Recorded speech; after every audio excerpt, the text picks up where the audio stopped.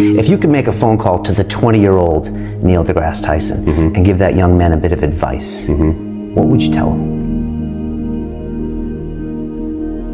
I wouldn't give any advice at all, because the act of being 20 is itself part of what it is to become who you are. If you start siphoning information from the future, the act of having learned it firsthand by experiencing it is what made me the person who would put me in a position to call the 20-year-old and say, here's the advice. The act of learning by life experience has sufficient value that to just have someone tell you what you should or shouldn't do is not what makes you who and what you are. Who and what you are is what you do and what you learn from what you did. Yeah, you can tell somebody something, but if they don't think it's true, it'll fall on deaf ears.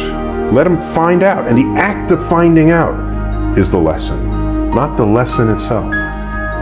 So there is nothing I can tell myself at any time in life, because I am learning what it is to be alive. I'm learning what it is to become a scientist. I'm learning what it is when people treat me one way or another because they presume I should be an athlete rather than a scientist. That's life experience that feeds what I am today. Even if I'm steeped in ignorance at some point in my life, and then that gets figured out because I visit someplace or I read a book, it's life experience. You can't just tell someone that. You know what it reminds me of? The immigrant who comes to America, not a penny to their name, and they work hard and they start a business and they finally get actually wealthy. Right? Not an uncommon story in America. And they struggled and they knew the meaning of a dollar, and so then they have a family.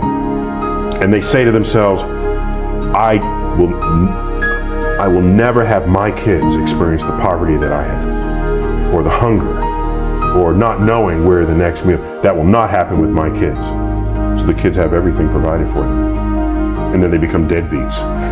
Then the parent says, where did I go wrong? I gave you everything I didn't have. It's the fact that you started with nothing gave you the work ethic to become who you are. So to turn around and say, now I'm going to change all that for my kids? Of course, you don't want your kids to go hungry so they become somebody like you. But just don't presume your latter-day knowledge, your latter-day wealth, if introduced into a next generation as advice or as a handout, will create the person that you are. In fact, it can circumvent it. It can derail that pathway.